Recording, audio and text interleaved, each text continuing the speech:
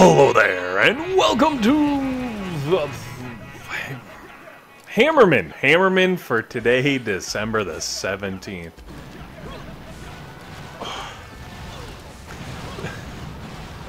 No one else is around to facepalm me right now, so I gotta facepalm myself. You think... Anyways, yes, it is, well, at least when this Hammerman rolls around in North America, the 17th, meaning that it is officially Freakout Week, or Freak Week if you prefer, because there is only 7 days left. 7 shopping days, I guess, would be the more appropriate term. Hopefully everybody is ready, bought all the things they need to buy, or is getting ready to just, like, make it with a whole buttload of loot, because, you know, 'tis the season. So, Stage 1 and Stage 2, pretty standard for the Hammermans. Nothing special, just, you know, coasting right on through. And I kind of got messed up because while I was recording, I was just like, you know, not really paying full attention. I was just trying to get things in, and I was trying to, like, multitask, which of course means I do twice as many things, half as well. And, story of my life. I was, like, not really tracking the stages properly, and I got blown away. You'll see in a second. So basically, 1 and 2 went by without any changes or any attention and just being like, whatever. And then I finished what I was doing right about now, and I was like, oh, okay, cool. So I'm going to move on, I'm going to do the next stage. But when I'm doing this, I try to go as quickly as possible. So I kind of, like, mash the buttons, which is why sometimes, like, at the end of the levels, you'll see, like, the troops pop up and then, like, quickly disappear, because I'm just like, tap, tap, tap, tap, tap, tap. Had a few coffees get into me, you know, I got the, like, Java power going. And then I hit this stage 3, and I was just like, oh, look at those Zookas! Yeah! Because, Zookas out front don't do well on the best of days. But against this base, they're absolutely awesome. And then the follow-up is frickin' Warriors, which, like, I originally designed this base to help me take out Warriors because they wrap around those buildings at the front, and then all your flamethrowers and machine guns just sit there, just melting the faces off of them.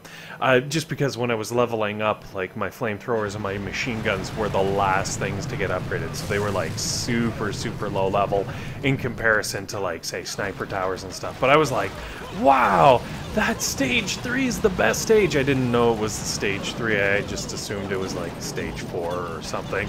And then I hit this stage, which, like, Christmas is coming, and this stage made baby Jesus cry. That's how nasty this stage is. And this is stage 4. When I was kind of paying attention and watching it go through, I'm like, oh wow, I must have hit, like, stage 5 or stage 6 or something. No, not at all. No. Nope. Turns out this is stage 4, and it is absurdly nasty. And the reason for that is, of course, you got a bunch of Grens with a bunch, I'm pretty sure there's medics in there doing medic-y things, and then, like, you've got the Riflemen running forward, and, like, look at my poor base here. This is stage 4. Like, if you're a lower level, man, you know, maybe just don't make any prototypes, save your proto parts, and just accept that you're only going to get to stage 3 and you're not going to get stage 4, because it was just like, wow, brutal. Like, this stage was savage, 100% savage. Anyways, now that being said, if you are able to squeak your way through this stage, or, like, you know, you can kind of shuffle things around and make it happen, if you're able to take out stage 4, stage 5 is actually surprisingly easy. It almost becomes like a giveaway, because the stage 4 difficulty is so through the freaking roof that when it gets around to this stage, it's just like, whatever. Yeah. Trick number 1, obviously, having the Scorcher get fried by all the boom cannons. That's why I kind of like put the boom cannons back a little wise, because the Scorcher goes in there first, gets targeted by all the boom cannons, and then gets shot at, and then all the rifles come in behind, and then the machine guns and flamethrowers and stuff get them, and it makes things work out pretty nicely, I guess.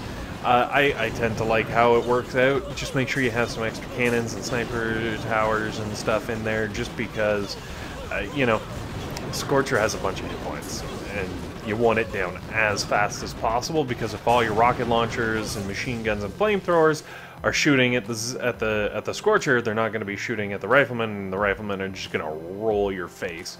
So be very careful with that one. Maybe like line up all your boom mines. I used to do that and line up all my boom mines where I knew the Scorcher would go through, just so it had like a little road of pain to go through before it even made it to my defenses. That time I didn't actually get a chance to do that, but like if I ever fail on a stage that has a Scorcher, I generally try to set that up. Unless of course the stage is, you know, Riflemen first or something, and then Scorcher later on, in which case shoot, because that's a nasty combo. Anyways, so stage 6 going through pretty steady. This is I think stage 6. And it is my second attempt at stage 6, which is why you might see some barrages going way off into the back, because I was just like, shove these things in the corner, get them out of my way, I can't have this. And the reason this was the second attempt at stage 6 is look at that heavy dump, like, that is just nasty. And then the medics come in right after those heavies. And like, what's harder to take down than a whole ton of heavies?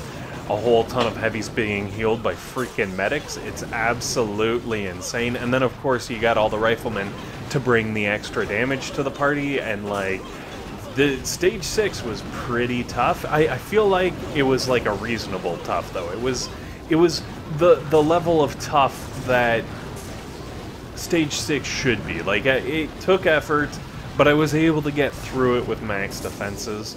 Especially once it was nothing. Oh, look at those medics go. I love it. So yeah, it's in a good place. And then stage 7 this week, also I feel like pretty reasonable. I did have to drop out the Hot Pocket. I think it's level 2. Pretty sure it's a level 2 Hot Pocket.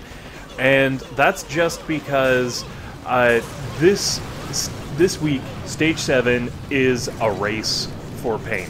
So you're basically trying to kill everything off as fast as absolutely possible, because after 2 full loads of Riflemen, out come the Grens. And the Grens just do some nasty, nasty things at this level with the damage boost they're getting and everything like that.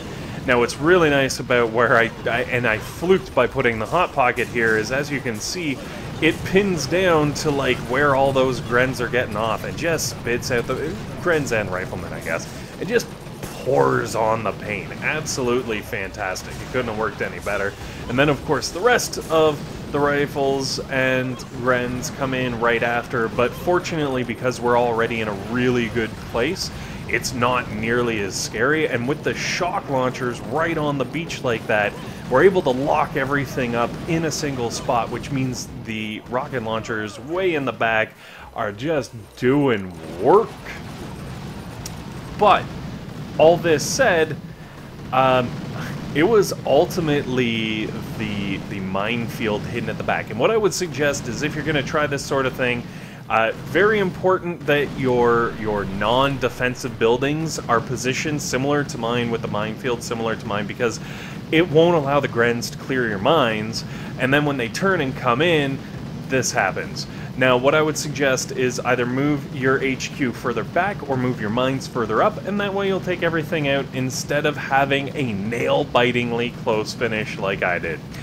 Anyways, guys, thanks very much for watching. Hopefully this has been helpful. Hopefully it's been entertaining. And above all else, hopefully you guys have a fantastic day.